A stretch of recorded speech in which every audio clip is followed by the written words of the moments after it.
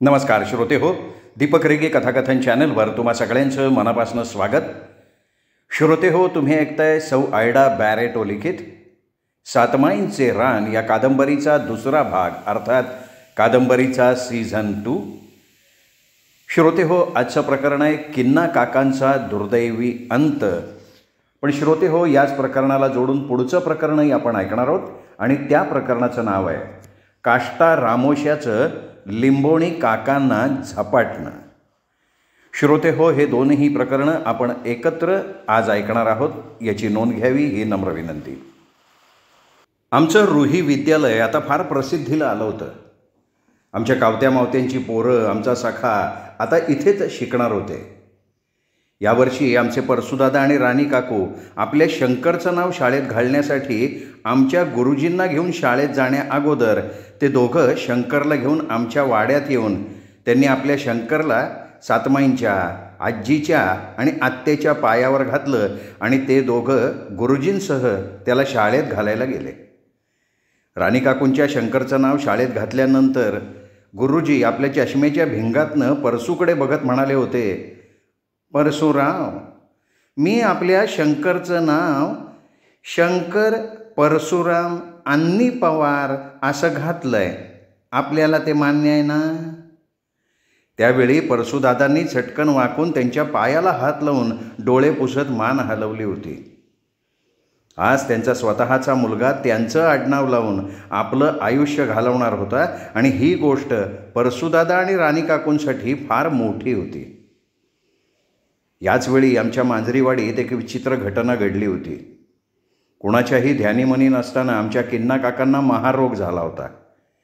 त्यावेळी कावत्या आणि मावत्यानं त्यांच्यावर काहीही डॉक्टरी इलाज न करता आपल्या बाभळीच्या रानाच्या मागे, म्हणजे इटा चांभाराच्या झोपडीच्या वरच्या शेतात, जिथे कोणाचीच वहिवाट नाही, तिथे एक झोपडं बांधून त्या झोपड्यात एक पाण्याची मडकी आणि पेला ठेवून एक म्हातारा रामोशी त्यांना पाणी आणि भाकरी देण्यासाठी ठेवून त्यांनी सरळ त्या झोपडीत नेऊन टाकलं. त्यावेळी किन्ना काका रडत पडत मावत्या आणि कावत्याला म्हणाले की, पोरांनो, मला आपल्या वाड्यात एका खोलीत बंद ठेवा, पण माझ्या वाड्याबाहेर मला असं एकटं ठेवू नका. पण त्या द्वाड पोरांनी त्यांचं काहीही न ऐकता त्यांना जबरदस्तीनं या झोपडीतल्या एकांतात ठेवलं होतं. त्यावेळी राक्षसासारखा दांडगा झालेला कावत्या त्यांना ओरडून म्हणाला, बा, तुम्ही आयुष्यात खूप मजा केली, दारू ढोसली, बायका नाचवल्या, आता ती मजा आम्हाला करू द्या, तुम्ही घ्या इथं विश्रांती.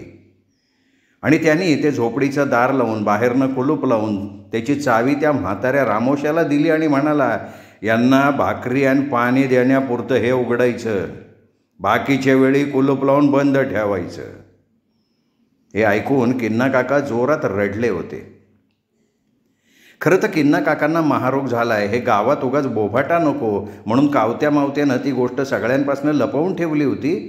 पण त्यांचा रोग जास्तच बळावल्यावर त्यांनी काकांना असं झोपडीत कोंडून ठेवलं होतं. आता त्यांना एखाद्या कुष्ठरोगाच्या आश्रमात त्यांना ठेवता आलं असतं, पण या महारोगी म्हाताऱ्याकरता कशाला उगाच पैसे खर्च करायचे, हाच विचार करून कावत्या मावत्यानं त्यांना असं कोंडून ठेवलं.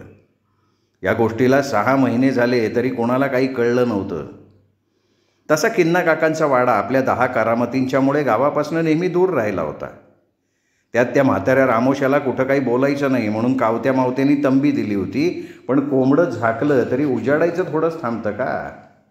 ही गोष्ट सगळ्यांना कळली आणि ते सगळे आमच्या वाड्यात कळल्यावर आमचे नागो काका, आजी, आत्या, गुरुजी, रामदास काका लगेच किन्ना काकांच्या वाड्यावर जाऊन कावत्या मावत्यांना भेटले. आजींनी रागारागानं त्या गोष्टीचा त्यांना जाब विचारला तसे ते नरमून म्हणाले, आजी, अगं, आम्ही बाला कुष्ठरोगाच्या दवाखान्यात ठेवणार होतो, पण तेच म्हणाले मला शेतात झोपडं बांधून ठेवा, दूर दवाखान्यात मला नेऊ नका. तेव्हा दुमी काकी पुढे झाल्या आणि म्हणाल्या, आये, आता आमचा वाडा पोरा बाळांनी भरलेला आहे, त्यात हे सतत मला आणि गंगीला हाका मारत राहतात, आता ह्यांची सेवा कोण करत बसणार? उद्या त्या रोगाची आम्हाला लागण झाली तर? हे ऐकून त्यावेळी आजीला खूप वाईट वाटलं. त्यावेळी आजीला स्वतःच्या आंधळ्या नवऱ्यासाठी आयुष्यभर डोळे झाकून राहिलेली गांधारी आठवली होती. आजी दुमी काकूंना म्हणाली, अगं दुमे, तू मोठी आहेस, अगं किन्नाला काहीही होऊ दे, तू त्याला सांभाळायला हवं आहे. दुमी काकू म्हणाल्या, आये यांनी कधी मला सांभाळलंय? माझ्या मनाचा विचार न करता ह्या गंगीला माझी सवत करून मरेपर्यंत माझ्या उरावर बसवलंय. आणि तो मुंगळ्या धनगर असताना त्या बाभळीच्या रानात यांचे काय धंदे चालायचे हे त्यांना वाटतंय आम्हाला माहिती नव्हतं. आता भोगू दे त्याला आपल्या कर्माची फळं. हे ऐकून आजी दुमी काकूंना काही बोलली नाही, कारण त्या बोलल्या त्यात होतं तथ्य. नंतर आजी सगळ्यांसह किन्ना काकांच्या झोपडीकडे गेली. रामोशानं कुलूप उघडून दिलं आणि सगळेजण बघत राहिले. ती झोपडी घाणीनं भरलेली होती. पूर्वीचे ते भीमासारखे दणकट किन्ना काका हातापायाला फडकी बांधून उसाच्या चिपाडासारखे वाळलेले होते. आजीला असं आपल्या झोपडीत बघून क्षणभर त्या कोपऱ्यात झोपलेले किन्ना काका तिला बघत राहिले आणि एकदम भानावर येऊन ते उठले, आजीच्या पायाला मिठी मारली आणि धो धो रडायला लागले आणि रडत रडत म्हणाले, आये बघ की माझ्या पोरांनी मला कसं वाड्याच्या बाहेर काढलंय. आये मी त्या मुंगळ्याला आणि बस्त्याला सांगून त्यांच्या धनगरी विषानं आराच्या लवकुशला तोडलं म्हणून मला ही शिक्षा म्हणजे ही अंगझडणी होऊन बसली आहे. आये अगं ते लवकुश रोज माझ्या स्वप्नात येतात, मला ढुशा मारतात, त्यांची शिंग माझ्या अंगात खुपसतात आणि ह्या एकांतात तर मला सतत दातोट खाणारा तो आरा दिसतो. आये मला फार भीती वाटते गं. मी त्या सगळ्यांची माफी मागतो. तू काहीही कर, मला माझ्या वाड्यात ठेव, नाहीतर एखाद्या कुष्ठरोग्याच्या दवाखान्यात तरी ठेव. एवढं बोलून ते खाली मान घालून वेड्यासारखे रडायला लागले. तेव्हा त्यांच्यातले ते कुचेष्टेनं सतत हसणारे किन्ना काका कुठेही दिसत नव्हते. त्यांचं ते रडणं बघून माझी आजी भयंकर कळवळली. तिला ते पूर्वीचे दणकट खोचून हसत बोलणारे किन्ना काका आठवले आणि आत्ता तिच्यासमोर एक पिकलेल्या केसांचा लुळा पांगळा म्हातारा तिच्या पायाशी रडत होता. आमचे रामदास, नागो काका, आत्या, गुरुजीसुद्धा त्यांना तसं बघून थक्क झाले. एखादी व्यक्ती थोड्याच महिन्यात अशी बदलू शकते यावर त्यांचा विश्वासच बसत नव्हता. त्यावेळी आजी कळवळ्यानं त्यांना म्हणाली, किन्ना लेकरा रडू नको, हे बघ बेळगावला मोठा कुष्ठरोगाचा दवाखाना आहे, उद्याच तुला रामदास तिथे नेऊन ठेवील. तू बरा होशील, पण त्यापूर्वी तू सातमाईंच्या पारावर येऊन तू केलेल्या सगळ्या गोष्टींची क्षमा माग आणि मग बघ सगळं काही ठीक होईल. माझी आजी असं म्हणतच होती की तेवढ्यात नागो काका एकदा म्हणाले, अंबे याला माझ्या पारावर नेऊन माझा पार विटाळू नको, हा कधीच बरा होणार नाही आहे, तो आराच्या लवकुशसारखा तडफडून तडफडून इथेच मरेल. तेव्हा हे आकरीत ऐकणारे किन्ना काका एकदम गप्प झाले, त्या झोपडीच्या कोपऱ्यात जाऊन बसले. त्यावेळी आजी काही बोलणार तेव्हा तेच म्हणाले, आये तुम्ही निघा, माझं मी बघतो आता. तरी माझी आजी म्हणाली की किन्ना लेकरा, मी उद्या तुला बेळगावच्या दवाखान्यात ठेवणार आणि तुझ्या वतीनं मी सातमाईंची क्षमा मागेन. किन्ना काका त्यावर काही न बोलता खाली मान घालून बसले. आमच्या मंडळींनी थोडा वेळ त्यांच्या बोलण्याची वाट बघितली आणि नंतर आजी रामदास काकांना चला म्हणून बाहेर आली. आल्या आल्या त्या रामोशाला ओरडली, म्हणाली, अरे त्या झोपडीत घाण आहे, ती घाण काढून तुला झोपडी साफ ठेवता येत नाही का? आणि हे बघ, या झोपडीला कुलूप लावून दार बंद ठेवू नको, उघडं ठेवते. तिथे काही जनावर नाही ठेवलेलं, एक माणूस ठेवला आहे, लक्षात घे. तो रामोशी भय आहे म्हणून उभा राहिला. तेव्हा आमची सगळी मंडळी नंतर आमच्या वाड्यात आली. आल्या आल्या दुसऱ्याच दिवशी किन्ना काकांना बेळगावला न्यायचं ठरलं होतं, पण दुर्दैवानं किन्ना काकांनी त्याच रात्री आपल्या त्या झोपडीत गळफास लावून आत्महत्या केली होती आणि आमच्या मांजरीवाडीतनं आमच्या किन्ना काकांचं पर्व कायमचं संपलं होतं.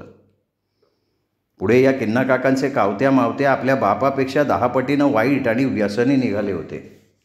ते दोघं वाटेल तिथे जाऊन शेण खात आणि नंतर दारू पिऊन आपल्या कटकट करणाऱ्या बायकांना बेदम मारत.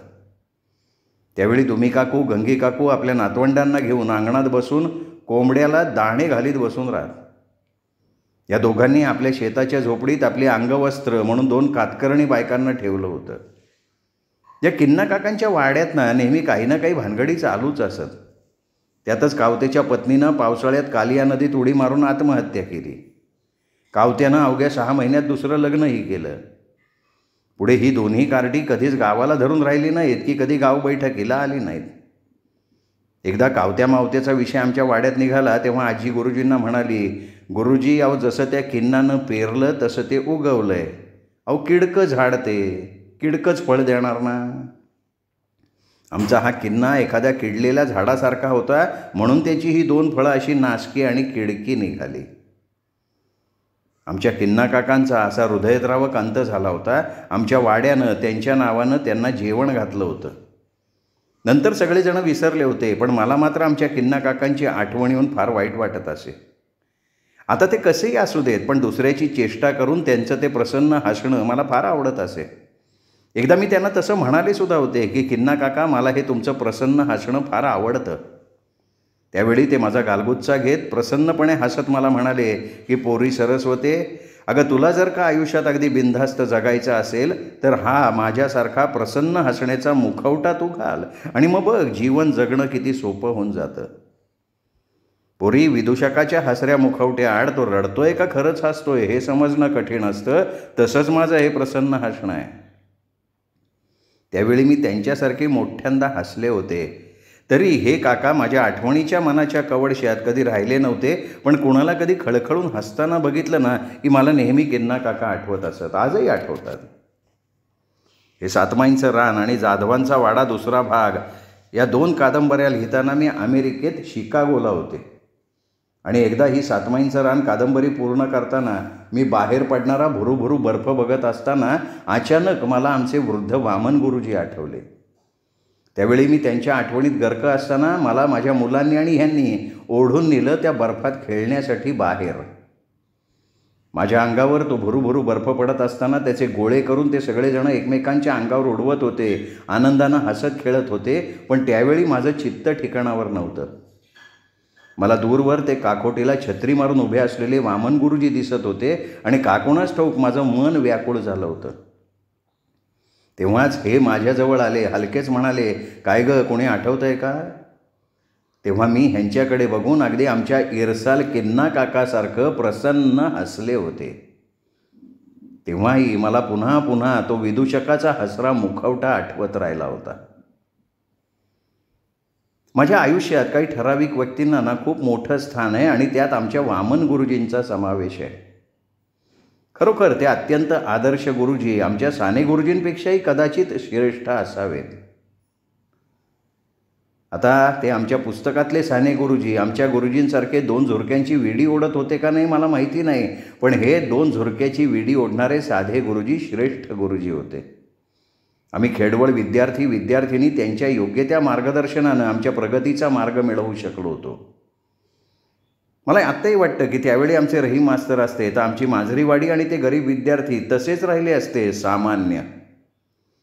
कदाचित आमचे तुका आत्मादादा भूमिपुत्र झाले असते, जमीन नांगरत बसले असते आणि आम्ही मुली 7वी झाल्यानंतर लगेच लाजत मुरकत लग्नाच्या बोहल्यावर चढून चुलीकडे भाकऱ्या थापत बसलो असतो. पण ह्या गुरुजींनी वेळोवेळी आमच्या पालकांना आणि सगळ्या आज्यांना आग्रह केला आणि आम्हा पोरींना आमच्या पायावर उभं केलं. आमच्या येणाऱ्या पिढीला पुढचा प्रगतीचा सोनेरी भविष्यकाळ रुही विद्यालय बांधून त्यांनी मोकळा करून दिला होता. असे हे आमचे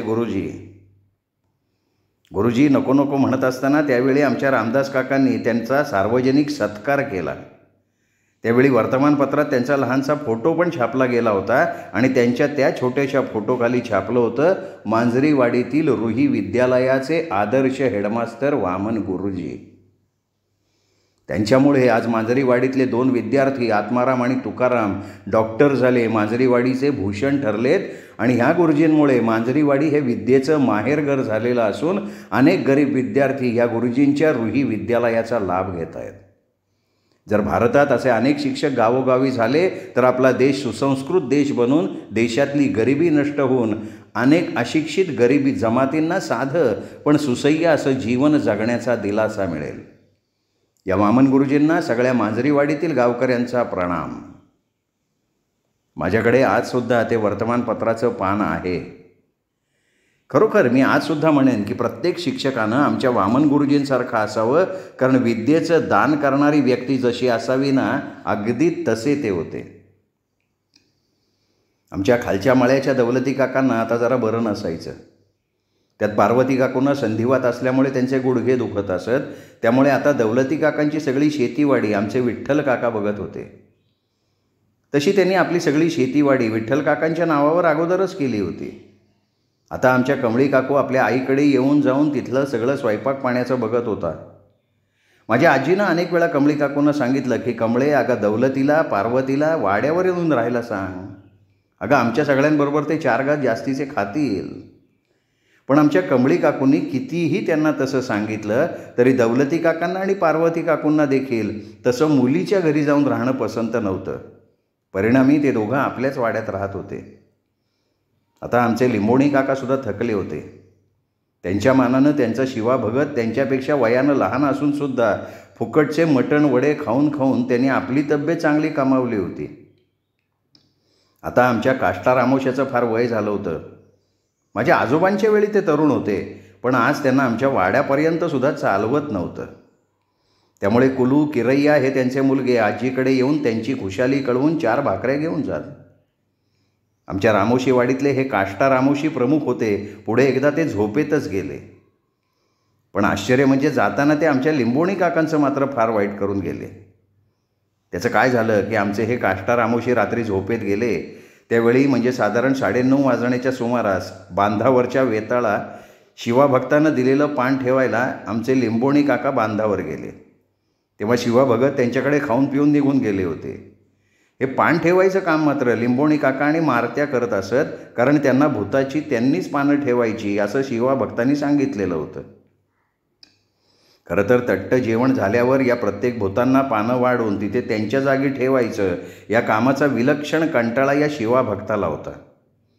कारण ते असं पान ठेवायला गेलं की ते गरम अन्न थंड होऊन जायचं. त्या दारूची बाटली त्याची वाट बघत असायची. म्हणून ते काय करायचे, त्या सगळ्यांना तिथे भराभरा पानं वाढून टाकायचे, स्वतः अगोदर जेवायला बसायचे आणि लिंबोणी काकांना म्हणायचे की लिंबोण्या, आपली भूतं यायची वेळ रात्री 9 वाजता सुरू होते, तेव्हा तू किंवा मारत्या मी वाढलेली ही पानं रात्री 9-9:30 वाजता तिथे नेऊन ठेवा. आणि ते दारू पिऊन भराभरा जेवून येणाऱ्या एखाद्या ट्रकला हात करून जेवणानं भरलेली पिशवी घेऊन निघून जात. त्यामुळे रात्री ती पानं बहुतेक करून लिंबोणी काका नेऊन ठेवत आणि हीच वहिवाट चालू होती. त्या वहिवाटीप्रमाणे रात्री वेताळाला पान ठेवायला लिंबोणी काका शेताच्या बांधावर गेले तेव्हा तिथे बांधाच्या टोकाला काष्टा रामोशी डोक्यावर वाकळ घेऊन खाली मान घालून बसले होते. त्यावेळी रामोशी वाडीत रडण्याचा कल्लोळ दूरवरून ऐकू येत होता. पण तेव्हा लिंबोणी काकांना माहीत नव्हतं की हा इथे बसलेला काष्टा रामोशी आता तिथे त्याच्या बिछाण्यात मरून पडलाय. लिंबोणी काका जोरात ओरडले, कोण बसले रे तिकडे? तेव्हा काष्टा रामोशानं हळूहळू आपलं घोंगडं डोक्यावरनं काढलं. ते पळत लिंबोणी काकांजवळ गेले आणि म्हणाले, लिंबोण्या, म्या तुला न्यायला आलोय. एवढं बोलून त्यांनी अक्षरशः लिंबोणी काकांवर झेप घेऊन त्यांना घट्ट धरलं. त्यावेळी अत्यंत घाबरलेले लिंबोणी काका तिथेच उतरणे बेशुद्ध झाले. रात्री जेव्हा ते खूप उशिरा घरी परतले नाही तेव्हा रमी काकूंनी आपल्या छातीवर मारत जोरजोरानं ओरडत अख्खी मांजरीवाडी आपल्या अंगणात गोळा केली. त्यावेळी सगळ्या गावकऱ्यांनी अगोदर जाऊन आराकाकांच्या भिंतीजवळ जाऊन बघितलं की गावची भटकी कुत्री लिंबोणी काकांचं मुंडकं घेऊन आपापसात भांडतायत का. तर काही जणांनी दौलतीच्या शेतात त्यांचं मुंडकं पडलं आहे का हे तपासलं. तेव्हा मारत्याला आठवलं की त्याचा बाप वेताळाला पान ठेवायला शेताच्या बांधावर गेला आहे. त्यांनी तसं सांगतात सगळे गावकरी शेताच्या बांधावर धावले तर लिंबोणी काका तिथे ताठ होऊन उतारणे पडलेले सगळ्यांना दिसले. त्यांना तसंच घरी आणलं गेलं. ते जेव्हा शुद्धीवर आले तेव्हा त्यांना काष्टा रामोशी खरंच मृत्यू पावला हे कळताच ते पुन्हा ताठ झाले. त्यानंतर त्यांना खरंच काष्टा रामोशानं धरलं. आता ते आपल्या रामोशी भाषेत कुलू किरैयाकडे बोलत राहत. त्यांच्यावर शिवाभक्तांना अनेक उपचार केले. आमच्या नागू काकांनी त्यांच्यावरनं लिंबू ओवाळून टाकले. आता कुणाला ह्या आमच्या काष्टा रामोशानं त्यांना का धरलं हे काही कळत नव्हतं. शेवटी रमी काकूंनी त्यांना सातमाईंच्या पारावर आणलं. त्यावेळी माझी आजी ओरडून म्हणाली, सातमायांनो, आपल्या काष्ट्यानं या लिंबोण्याला धरलंय, त्याला आधी याला सोडायला सांगा.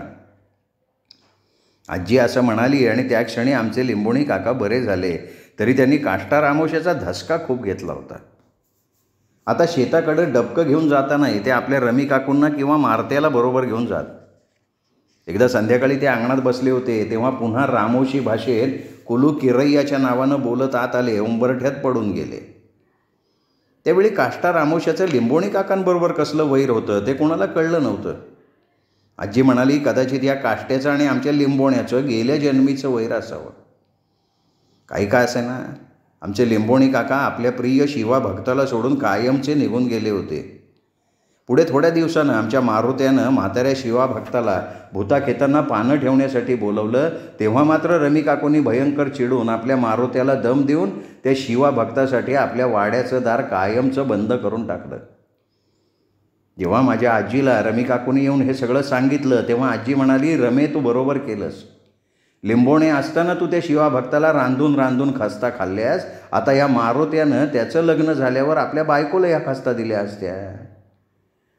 अगं लिंबोणे असताना मी त्याला किती वेळा समजावलं पण त्यांनी माझं ऐकलं नाही. पण आज तू मारुत्याला हे सगळं बंद करायला सांगितलंस, हे खूप छान केलंस. हे सगळं ऐकणारी आमची आत्या हसत म्हणाली, रमावहिनी आता तुमच्या बांधावरची, बाबळीच्या झाडावरची, शेतातली सगळी भूतं आणि तो शिवा भगत उपाशी पाडणार. आत्याचं हे बोलणं ऐकून होय आनंदे असं म्हणून आमच्या रमी काकू हसत हसत उठल्या. आमचे लिंबोणी काका असे अचानक गेल्यानंतर आमच्या मारुत्यावर सगळ्या शेतीवाडीचा, आपल्या वाड्याचा भार पडला. तसा तो वयाने लहान होता. आमच्या सगळ्या काकांनी त्याला शेती कामात मदत केली, अजूनही करतात.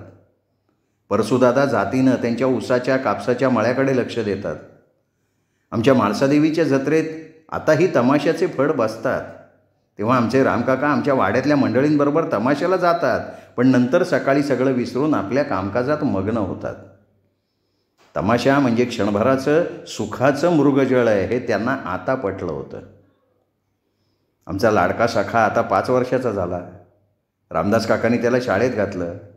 आता रोज संध्याकाळी गुरुजी त्याला पाटी पेन्सिल घेऊन बाराखडी शिकवत, पाढे शिकवत, शुभंकरोती छान शिकवलं त्याला. आमच्या ह्या सखात आणि पूर्वीच्या सखात एक रंगाचा फरक सोडला तर काहीही बदल असा नव्हता. तो आमचा पूर्वीचाच सखा होता, फक्त त्या दोघांमधली काही वर्ष हरवलेली होती. आमच्या सख्याकडे बघितलं ना की वाटायचं जगात आश्चर्य घडतात ती खरी असतात. म्हणून आजी सांगत असते की प्रत्येक घराण्याची एक ठरलेली कुलदैवतं असतात. ही सगळी कुलदैवतं त्या घराण्याच्या त्यांच्या पूजा अर्चनांनी जागृत असतात आणि म्हणून ती आपापली घराणी सांभाळून ठेवतात, त्यांच्याबरोबर राहतात. त्यामुळे त्या घराण्याची सुखदुःख, येणारी संकटं त्यांना माहिती असतात आणि अशा संकटसमयी ती आपली घराणी सांभाळून ठेवतात. जसं आमच्या सातमाईंनी आमच्या वाड्याला सांभाळलेलं होतं. आता आमच्या चंपा वहिनीचे दिवस भरत आले होते. त्यावेळी आजी तिला बघायला आलेल्या चंपाच्या आईवडिलांना आणि आबा आणि रमा काकूंना म्हणाली, बाजी तुम्हाला जर चंपाला कोल्हापूरच्या दवाखान्यात बाळंतपणासाठी न्यायचं असेल तर माझी हरकत नाही, पण नंतर 2 दिवसांनी तिला सातमाईंच्या पायावर घालायला आणावं लागेल. नंतर वाटलं तर तुम्ही तिला नेऊन महिनाभर ठेवलं तरी मला चालेल, पण बाळाचं बारसं सातमाईंच्या पारावर होईल. तशी चंपाची आई आमच्या वत्सला काकू म्हणाल्या, आये सातमाईंची आणि तुझी नाचसून या सातमाईंच्या वाड्यात बाळंत होईल. आये पोराचं बारसं इथे झालं ना की मग मी चंपाला माहेरी घेऊन जाईन. तसंही आये पोरीचं पहिलं बाळंतपण मुलीच्या माहेरी होतं, पण आता सातमाईंच्या पदराखाली तिचं सगळं होऊ दे. आता आमच्या आबांच्या वाड्यात पूर्वीच्या सखाचा वाईट अनुभव घेतल्यामुळे त्यांच्या वाड्यात काही कार्य करायचं असलं की आबा प्रथम ते आमच्या सातमाईंच्या पारावर करून नंतर ते कार्य आपल्या वाड्यात करत होते आणि तसा त्यांनी नियमच केला होता. आमच्या तातू आणि चंपाच्या पोराचं बारसं आमच्या सातमाईंच्या पारावर मोठ्या थाटामाटानं करण्यात आलं. मुलाचं नाव वामन ठेवलं गेलं. त्यावेळी आमचे गुरुजी स्वतःशी हसत असो असो म्हणाले होते आणि ते ऐकून त्यावेळी आमचे नागो काका त्यांना हसत म्हणाले, गुरुजी हा तातूचा वामन पुढे कधीतरी तुमच्या रुही विद्यालयाचा हेडमास्तर होईल असा त्याला आशीर्वाद द्या. खरोखर गुरुजींनी त्या लहानग्या वामनच्या डोकीवर हात ठेवला आणि अगदी मनःपूर्वक तथास्तु असं म्हणाले. आजीने हट्टानं यावेळी बाजीराव काकांना, आबांना काहीही खर्च करू न देता स्वतःच गाव जेवणाचा मोठा घाट घातला. वामनच्या या बारशाच्या वेळी 2 विचित्र घटना घडल्या. आमचे नागो काका पंक्तीत बसून जेवताना अचानक म्हणाले, या शर्यतीत आमच्या तातूचेच लवकुश जिंकतील. तातू आनंदानं नाचायला लागला. हे ऐकून आबा, बाजीराव काका सगळे खुश झाले. रामदास काका तात्काळ तातूला म्हणाले, तातू तू, मी आणि नागो उद्या सांगलीच्या बाजारात जाऊ बैलजोडी खरेदी करून आणू. नंतर दुसरी गोष्ट घडली ती अशी की ह्या जेवणावळीत माझ्या आजीला आमच्या लंगड्या किन्नाची लिंबोण्या काकांची, दाजी व इंदू आजी आणि अन्नीची, कांता आजीची, तसंच बस्त्या, मुंगळ्या, धर्म्या, रुही, तिचा तो गुटगुटीत रामश्या आणि आरा काका आणि त्यांच्या सगळ्या कुटुंबाची विलक्षण आठवण आली होती. त्यामुळे तिने त्या जेवणाच्या पंक्ती अगोदर त्या सगळ्यांना आत्याला पानं वाढायला सांगितली होती. तेव्हा आत्याच्या सासरच्यांनासुद्धा पानं ठेवली गेली. त्या पानं ठेवण्याच्या वेळी आत्या जरा अस्वस्थ होऊन आजीला म्हणाली, आये, आराला पानं ठेवायची का? तरी त्यामुळे सगळ्या जेवणात किडे वळवळले तर? हे ऐकून माझी आजी निग्रहानं म्हणाली, आनंदे तसं होणार नाही. आराला, सीतेला, गौरीला मी पानं ठेवते. आजीनी ती 3 पानं ठेवली आणि ती दुःखी आवाजात म्हणाली, आरा लेकरा, अरे हे तातूच्या पोराच्या बारशाचं जेवण आहे. तू, सीता, गौरी हे जेवा आणि तातूच्या वामनला आशीर्वाद द्या रे. आणि आश्चर्य म्हणजे आजीनी वाढलेल्या त्या आरा काकांच्या पानात अजिबात किडे वळवळले नव्हते. यावेळी आणखीन एक घटना घडली. आजी त्या सगळ्यांची पानं नीट मांडली आहेत का नाही हे बघायला बाहेर गेली आणि ती थबकली. तिला अचानक आपल्या वाढलेल्या पानाजवळ मुंगळ्या बसून रडताना दिसला होता. तो रडत रडत दाजी काकांच्या घराकडे बोट दाखवत होता. आजी पुटपुटली, मुंगळ्या, तू कोणाच्याही वाड्याकडे बोट दाखवून रडू नकोस, तू तुझ्या कर्मानं मेलायस. एवढं बोलून ती आली, पण नंतर ही गोष्ट तिने कुणालाही सांगितलेली नव्हती. श्रोते हो, हे प्रकरण इथेच संपलं. पुढचं प्रकरण ऐकण्यासाठी उद्या भेटूयात दीपक रेगे कथाकथन चॅनलवर. आता आपण चाललो आहे सातमाईंचे रान या कादंबरीच्या दुसऱ्या भागाच्या म्हणजे सीझन 2च्या शेवटच्या भागाकडे. काहीच प्रकरणं उरलेली आहेत, थोडी प्रकरणं उरलेली आहेत. ऐकत रहा सातमाईंचं रान सीझन